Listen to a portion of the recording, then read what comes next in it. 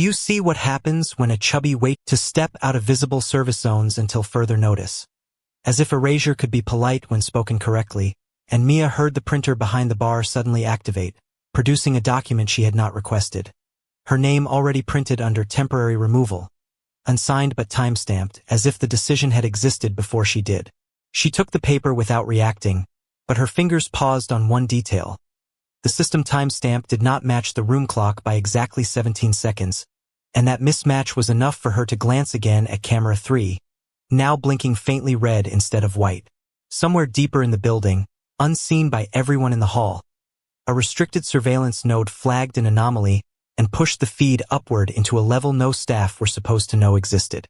Mia didn't understand it yet, but she slipped the torn corner of her printed notice into her pocket anyway, because experience had taught her that things people tried to erase always came back heavier.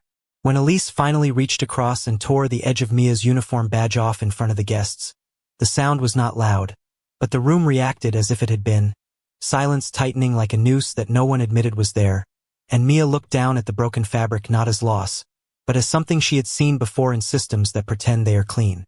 And just before the hall returned to its polished performance, she noticed something worse than the tear itself. The camera above table 7 was no longer just recording. It was replaying her exact moment twice, as if something inside the system had refused to forget it. The moment the room resumed its artificial calm, Mia felt it rather than saw it, like pressure shifting under skin that had already been bruised. The torn edge of her badge was still warm in her palm, the embedded chip blinking faintly against her fingers as she walked toward the service corridor. Each step swallowed by carpet too soft to be honest. Behind her, laughter restarted in careful fragments, the kind people use when they are pretending nothing has changed. The kitchen door swung open with a familiar metallic sigh, releasing the smell of dishwasher steam, burnt espresso, and citrus cleaner, a scent that usually meant safety because it meant repetition. But tonight repetition felt wrong. The shift board near the pass station had been updated in a hurry, names rearranged in handwriting that did not match the manager's signature. Mia stopped. Her eyes tracked the change once, then again. Her section had been reassigned 15 minutes earlier, but the timestamp printed in the margin read 9:42 p.m., exactly 7 minutes before Elise Marlowe had arrived. That contradiction sat in her chest like something heavy deciding whether to fall.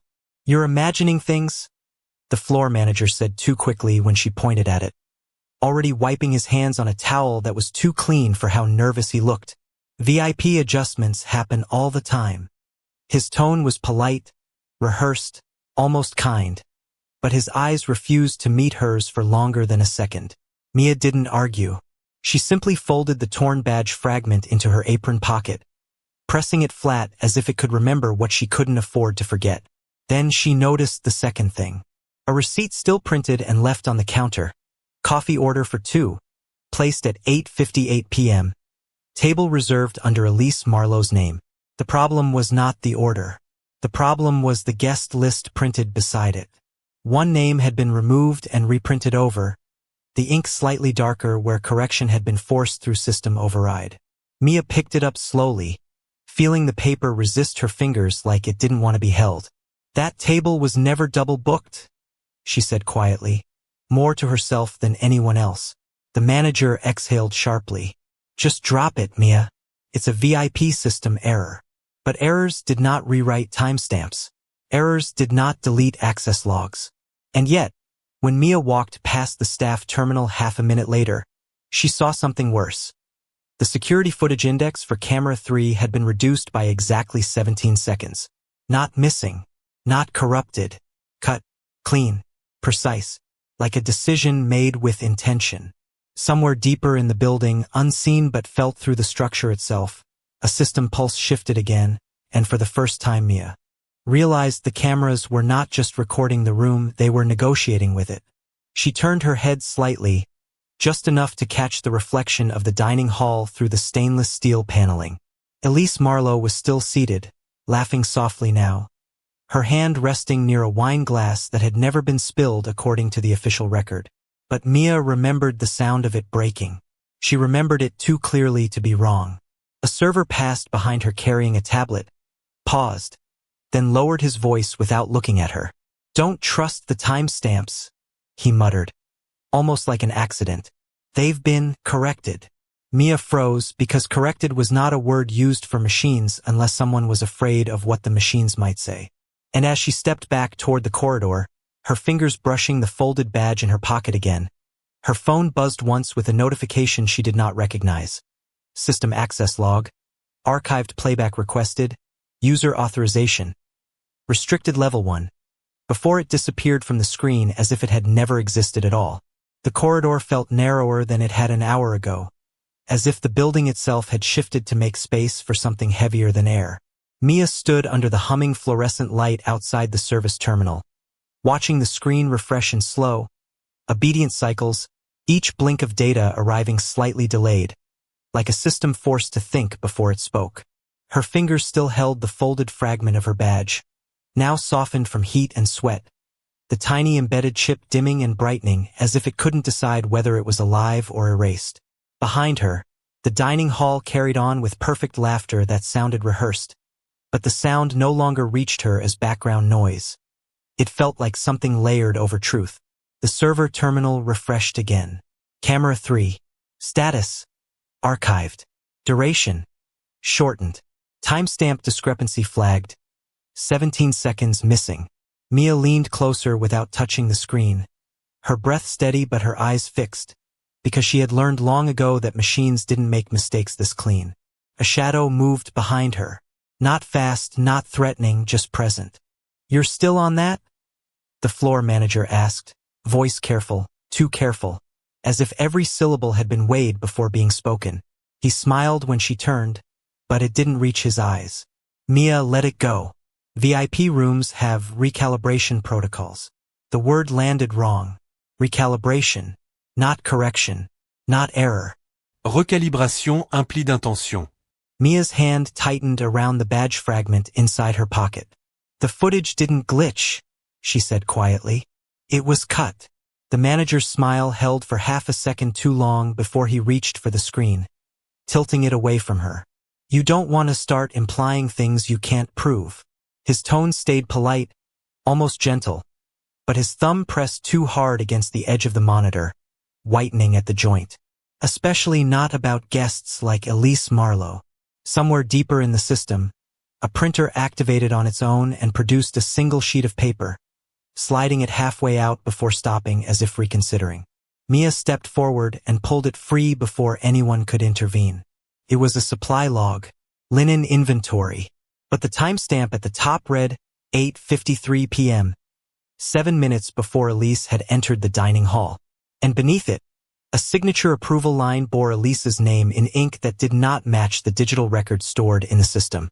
Mia stared at it without blinking, because the contradiction had now grown teeth. "That signature is wrong," she said.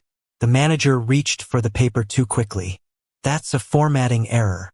But his voice cracked slightly on error. And that was new. Mia didn't let go. She noticed something else instead. The faint coffee stain on the corner of the page. 2 cups. Not one. She turned it slightly under the light. Table assignment code still visible under correction fluid. Table 7. The same table where camera 3 had frozen. "Who was sitting there?" she asked. No answer came immediately. That silence was different from the elegant silences upstairs. This one had weight. Finally, the manager exhaled through his nose like he was trying not to say something he had already said too many times. "It doesn't matter." But he was already stepping backward, already reaching for his phone, already turning away from her question instead of meeting it. And Mia saw it then, the smallest fracture. His hand didn't just hold the phone, checked it, as if waiting for permission to speak. From somewhere above the corridor ceiling, a faint mechanical click echoed through the building, followed by the subtle return of camera motors realigning their angles in unison. Mia looked up instinctively. Camera 3 was no longer static. It had shifted, slightly, precisely, like it had chosen a different direction to watch. And in that moment, she understood the missing 17 seconds were not gone at all. They had been moved. The corridor lights had begun to feel colder, not in temperature but in intention, as if every fluorescent bulb had learned her name and decided it did not belong here. Mia stood still with the linen inventory sheet still in her hand, its corrected timestamp pressing against her eyes like a second meaning layered over the first. Somewhere behind her, the dining hall continued to perform elegance, but now even that performance felt like it was waiting for instructions from a deeper system. The shift in camera 3 lingered in her mind, the way it had turned, not broken, not frozen, but chosen. That was what unsettled her most. Choice implied awareness. A door at the end of the corridor opened softly, not with urgency but with certainty, and the floor manager returned with a tablet held flat against his palm like something fragile that could still become dangerous. His expression was carefully neutral now, the kind of neutrality that only appears when someone has already decided the outcome and is just waiting for compliance to catch up. "Mia," he said, her name sounding smaller in his mouth than it had ever sounded in hers. "We need to complete a standard service verification due to the VIP adjustment." The word adjustment again. Not incident. Not violation. Adjustment. He held the tablet out, screen already glowing with a pre-filled document. Mia didn't take it immediately. She looked at the header instead. Service Compliance Confirmation. Image Integrity Protocol. Beneath it, her name was already typed, waiting for a signature that assumed consent had already been negotiated. "This wasn't in my shift briefing," she said quietly. Her voice didn't shake, but it didn't soften either. It simply existed, precise enough to be inconvenient. The manager smiled slightly, the kind of smile used in meetings where outcomes are already purchased. "It's just a formality. After tonight's visibility correction, we need acknowledgement that procedures were followed correctly." Behind him, 2 additional staff members appeared. Not security, not aggressive, just present in the way witnesses are present when they have been told in advance which version of events is acceptable. One of them avoided her eyes entirely. The other looked at her uniform badge fragment briefly before looking away as if it might be contagious. Mia finally took the tablet, but she did not sign. Instead, she scrolled. The document contained clauses she had not seen before. Visual alignment enforcement, temporary dignity redistribution, guest experience priority override. Each phrase was written in legal language smooth enough to sound harmless, but each one described a version of reality where she was already smaller than she stood. Her fingers paused on one line. Staff acknowledges event was non-incidental and procedurally justified. "That's not what happened," she said. The manager exhaled through his nose. Slower now, patience thinning at the edges. "Mia, you were not in a position to interpret operational context." The sentence was polite. That was what made it sharp. She placed the tablet back into his hands instead of signing, careful not to let it tilt or fall. It was not defiance in volume, but in precision. "Then put it on record that I did not agree," she said. A silence followed, not empty but structured like a system recalculating risk. One of the staff behind the manager shifted slightly, and for the first time, Mia noticed the faint reflection of camera indicators embedded in the hallway mirror paneling. All active, all aligned, all pointed toward her. The manager tapped the tablet once, then twice, as if trying to force it to behave. A notification appeared on screen without being opened by him. Owner review request initiated.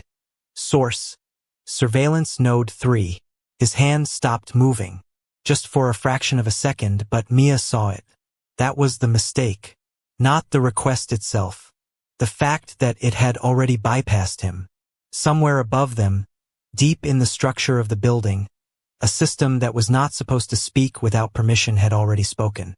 And for the first time since she had entered this corridor, Mia saw the manager's certainty fracture into something quieter and far less controlled. Mia didn't move when the notification appeared on the manager's tablet. She didn't step back, didn't lean forward, didn't try to claim ownership of what the system had just decided to elevate. She simply stood there, the folded fragment of her badge still pressed inside her palm like a small, stubborn memory refusing to be corrected. The corridor around her felt quieter than before, not because sound had disappeared, but because every sound now seemed monitored. Even breathing felt recorded. The manager stared at the screen as if it had suddenly developed a language he was no longer fluent in. "This is standard escalation protocol," he said, too fast, too rehearsed, already reaching for control again. "Sometimes surveillance nodes misroute." He stopped mid-sentence. The tablet changed without being touched. A second interface opened over the first, black background, minimal text. "Access granted. Owner review layer 3. Mia's fingers tightened slightly around the badge fragment, not out of fear but recognition, because systems did not open like that unless someone above the system had decided truth was no longer optional. Somewhere deeper in the building, far beyond the corridor and the dining hall, a separate space lit up in silence. Not a room filled with people but with authority. On a wall of monitors, footage began to assemble itself into sequence. Not isolated clips but a continuous chain, stitched together from camera 3, corridor reflections, and service terminal logs. The first frame showed the dining hall before Elise Marlowe arrived. The second showed her entering. The third showed Mia standing still, adjusting her badge. Then came the missing segment, not missing at all, but reinserted like a wound reopening in reverse. Mia didn't see the room where this was being viewed, but she felt it shift, like pressure changing in a closed space. The manager stepped closer to the tablet as if proximity could influence outcome.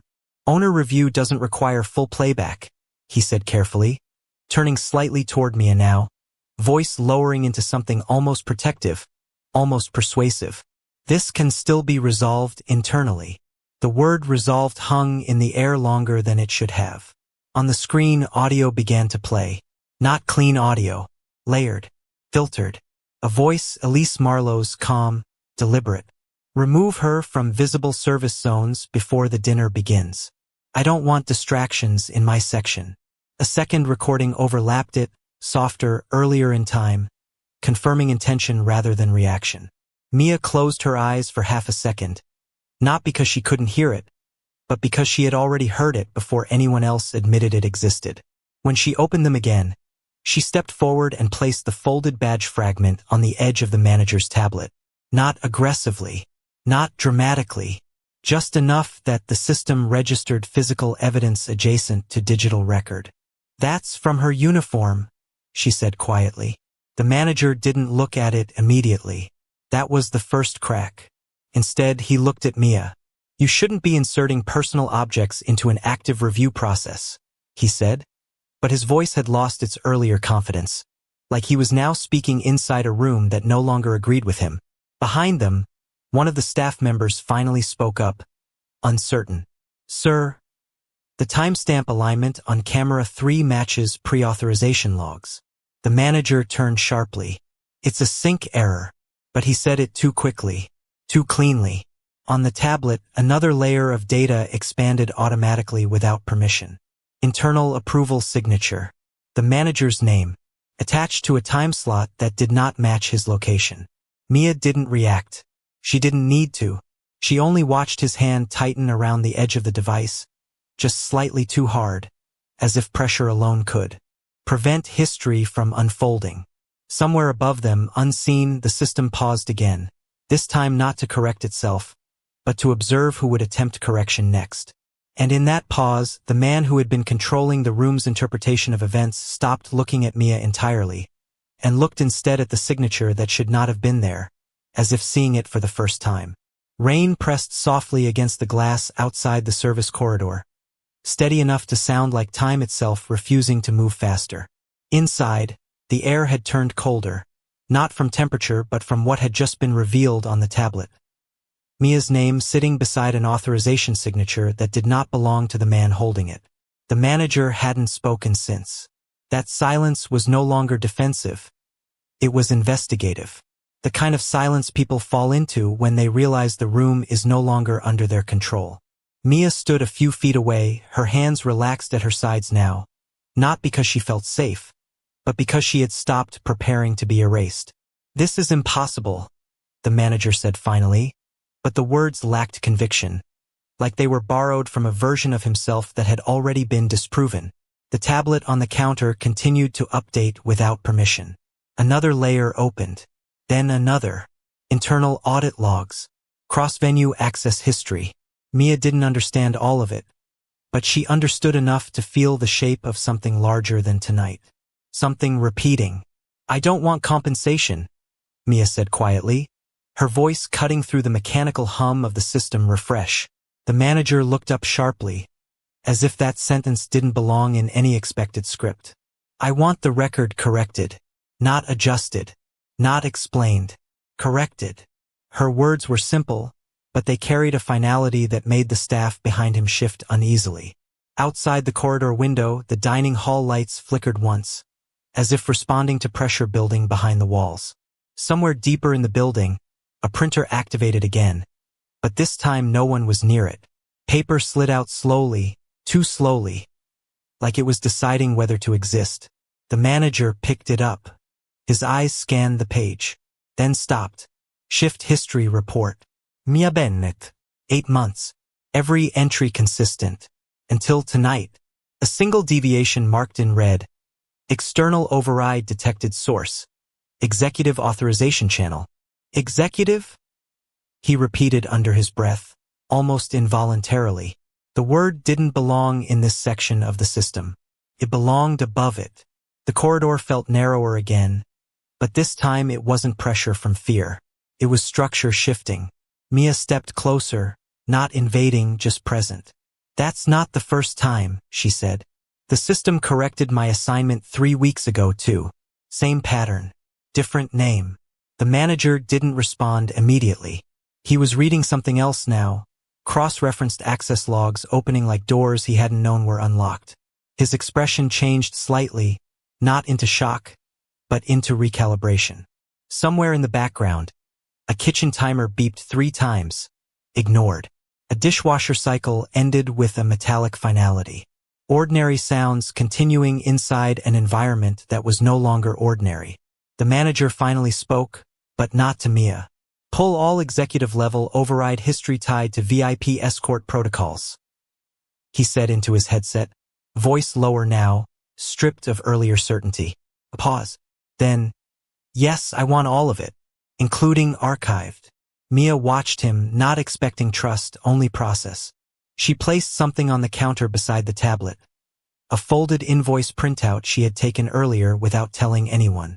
Hospital billing header, partial payment history, her mother's treatment schedule compressed into lines of debt and dates. "I don't need you to fix my life," she said softly. "Just don't let my name be used to hide someone else's." That was when the call came through the system line. Not loud, not dramatic, just a single incoming authorization ping that made the manager freeze mid-breath. He looked at the screen, then at Mia, then back again as if trying to understand why 2 unrelated records were now intersecting. The system displayed a linked profile he had never opened before. Executive authorization chain, VIP escort override origin. And at the top of the chain a name he had personally approved without question for years. The silence that followed was different from everything before it. Not empty, not controlled. It was the silence of recognition forming too late. His hand didn't move. His voice didn't rise. But something in his posture shifted as he stared at the authorization source, as if seeing for the first time that every correction, every adjustment, every erased timestamp had been guided from a place he had mistaken for stability. And in that quiet recalibration, he realized the person he had been trusting most to maintain order was the one who had been quietly deciding what order was allowed to look like. The executive corridor outside the review chamber had gone quiet in a way that no longer felt natural, as if sound itself had been asked to wait. Mia stood near the glass partition holding the hospital invoice folder closed in both hands. Not hiding it, not presenting it, just keeping it stable like something that could still be taken away if she loosened her grip. Inside the chamber, the manager had stopped speaking altogether. On the screen in front of him, the authorization chain was still open, still glowing, still refusing to collapse back into normal hierarchy. And at the top of it, that same name remained. Unchanged, unchallenged, uncomfortably familiar. The door at the end of the corridor opened without announcement. No urgency. No ceremony. Just inevitability. He stepped in like the building had been waiting for him to decide when reality should resume. The Mafia boss didn't look at the screen first. He looked at Mia. Just once. Enough to register her position. The way she held the folder. The way she didn't step back even though every instinct in the room expected her to. Then his eyes moved to the manager. "Show me," he said. No raised voice. No emphasis. Just direction.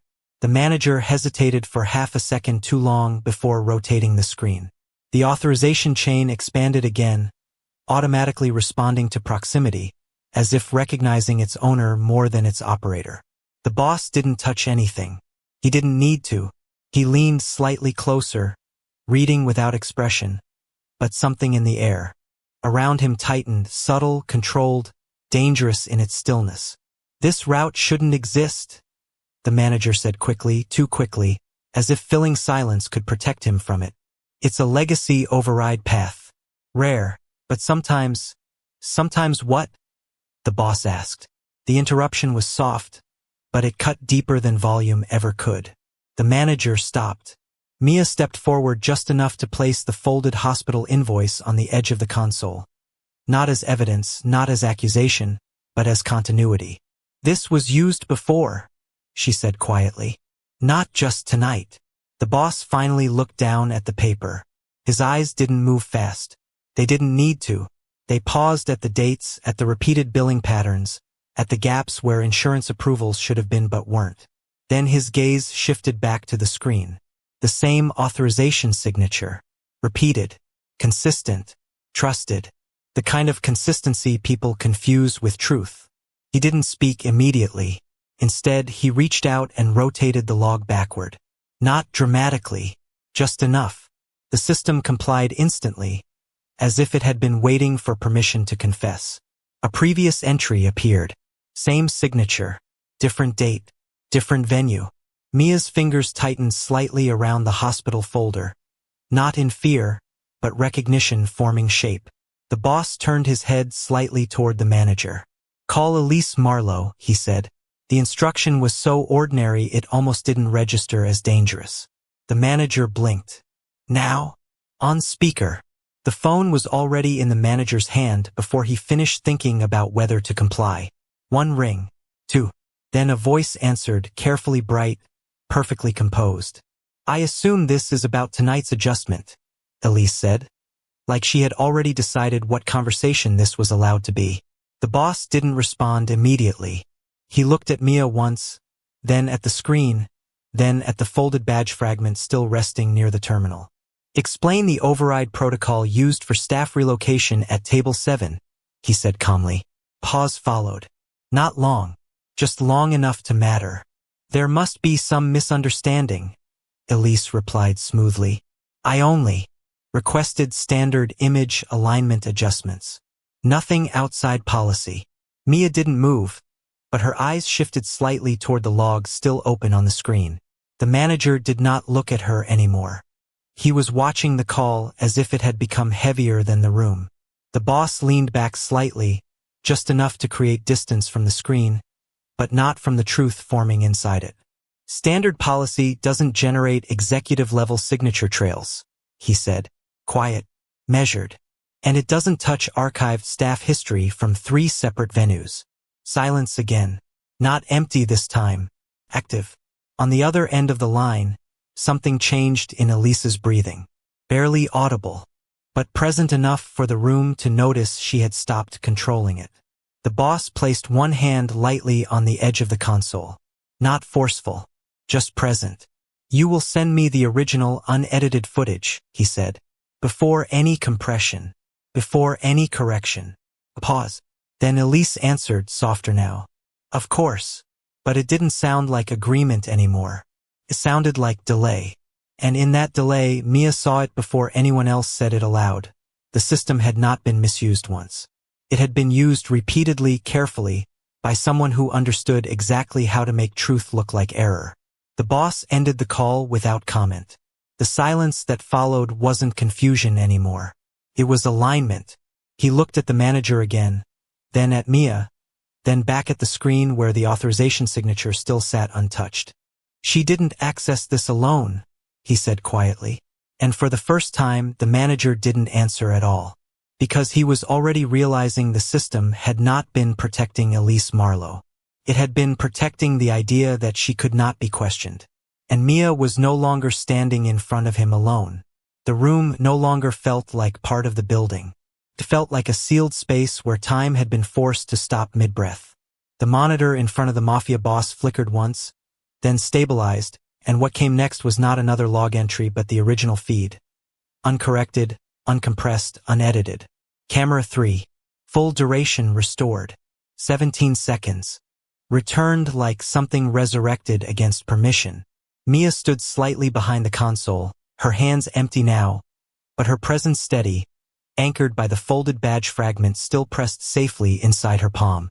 She had not spoken since the call ended. She didn't need to. The footage began before Elise Marlowe entered the dining hall. Staff moving. Orders being taken. Laughter calibrated for luxury. Then Elise appeared, and the air in the room on the screen changed immediately.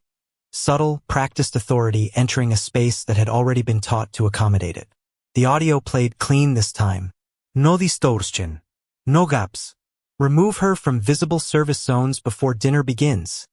Elise's voice said clearly, echoing across the chamber. Not suggestion. Instruction. The manager in the footage responded immediately, too quickly, like the sentence had been waiting for him longer than it had been spoken. The Mafia boss didn't move, but something in his face changed. Not expression, not emotion, but recognition refusing to stay buried. Mia stepped forward once, just enough to reach the edge of the console. Table 7, she said quietly. Her voice was not loud, but it cut through the room because it matched the timing on the screen. That's where the shift log was changed. The system responded instantly to her presence like it had been waiting for the correct witness. Another file opened. Shift history. Before correction. Before rewrite. The original entry showed her assigned station unchanged. No relocation. No image adjustment. Just work. Just continuity. The manager took a step back without realizing it. On the screen, Elise's instructions continued, followed by the internal approval signature that had been attached to them later, clean, administrative, false in its calmness. The Mafia boss finally looked at the signature again, not as data, but as repetition. Then he did something he had not done since entering the room. He replayed the authorization chain backward, step by step, not faster, slower, deliberate. Each layer removed revealed another hand involved, another approval, another quiet transfer of responsibility disguised as policy. Mia didn't interrupt. She simply placed the hospital invoice back onto the console beside the badge fragment, aligning both with the footage on screen. This wasn't the first time, she said. The words were not an accusation. They were structure. The screen obeyed her placement visually, as if connecting evidence through proximity alone. The Mafia boss's gaze shifted, not to her face, but to the pattern forming across the display.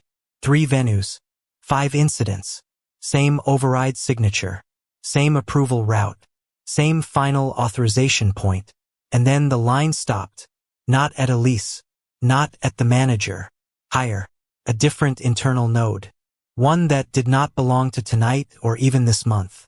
A name appeared in the metadata layer beneath everything else. The manager made a sound like he had tried to speak and forgot how. That route is, he started, but stopped again when the boss raised one hand slightly. Not a command. A termination of noise. Silence returned instantly, heavier than before. The Mafia boss leaned closer to the screen. His eyes stayed fixed on the authorization origin, unmoving for a long time, long enough for the room to lose confidence in its own air. Something in him shifted. Not anger, not disbelief, but a quiet, internal fracture where trust used to be. He had seen many lies in his life, but this one was structured too cleanly to be accidental. And in that realization he looked once, just once, at the manager who had stood closest to the system for years. Not with rage, with correction. Then he reached forward, closed the authorization window with a single motion, and said without raising his voice, "Call my attorney." The attorney arrived without announcement, but the room reacted to him the way systems react to external pressure. Subtle recalibration, quiet unlocking of hidden layers, documents already preparing themselves to be read differently. The Mafia boss did not speak when the attorney placed a black folder on the table. He did not need to. Inside it were printed logs, cross-venue authorizations, corrected shift histories, and a full trace of the override chain now flattened into something even a layperson could understand. Repeated misuse of authority. Disguised as policy compliance. The badge fragment Mia had placed earlier was still on the edge of the console, now sealed in a clear evidence sleeve. Its blinking chip finally stabilized into a steady, harmless light. Mia stood slightly behind the chair she had been near all night, not stepping forward, not shrinking back, simply present in a way that no longer asked permission. Her hands were empty now, but they did not tremble. The attorney spoke in low, precise sentences about suspension of privileges, immediate asset review, internal compliance breach escalation, and external regulatory notification. But none of those words carried as much weight as the silence of the Mafia boss while he read. Each page turned slower than the last. Not hesitation, recognition deepening into something heavier. When he reached the original approval trail, he stopped. His eyes stayed on one line longer than necessary. Not Elise Marlowe's name. Not the manager's. A prior authorization node embedded deeper in the structure, one that had been trusted without question for years. The room did not move. Even the air conditioning seemed to pause between cycles. Mia stepped forward only once, not toward the documents, but toward the edge of the table where her hospital invoice had been left earlier. She placed it down again, aligning it carefully beside the open file as if returning it to its correct place in reality. "I don't need anything extra," she said quietly. Her voice was not pleading. It was corrective. "I just need it to stop being rewritten." The Mafia boss did not look at her immediately. When he finally did, it was not as an owner of systems or a judge of disputes, but as someone seeing, too late, how often truth had been filtered before it ever reached him. The manager was no longer speaking at all. He had begun reading the attorney's documents like they were instructions for a different life, one he had assumed he would never be held accountable inside. Outside the glass wall, the dining hall had resumed service, but differently now. Slower, more careful, as if the building itself understood that something irreversible had been acknowledged above it. The Mafia boss closed the folder, not sharply, gently, like ending a cycle rather than a confrontation. Then he reached into his inside pocket and placed a new staff card on the table. Mia's name was printed correctly this time. No corrections, no abbreviations, no system shortcuts that erased weight from identity. He slid it forward until it stopped just in front of her. The folded badge fragment she had carried all night was taken from the evidence sleeve and placed beside it. No longer blinking, no longer broken in meaning, just part of a record that could no longer be rewritten. Mia picked up the new card slowly, not as possession, as confirmation. In the quiet that followed, the Mafia boss finally spoke again, not to the attorney, not to the manager, but directly into the space where systems had been pretending to protect themselves. "No one gets erased here again." His voice did not rise, but it carried further than anything else in the room. Mia looked down at the badge fragment in its sleeve, then at the new card in her hand. The difference between them was not damage anymore. It was time, and when she finally spoke again, it was only one sentence, low and steady, carrying no weight of apology left to give. "Then let them see me properly." The room did not answer because for the first time it did not need to. The truth had already taken its place.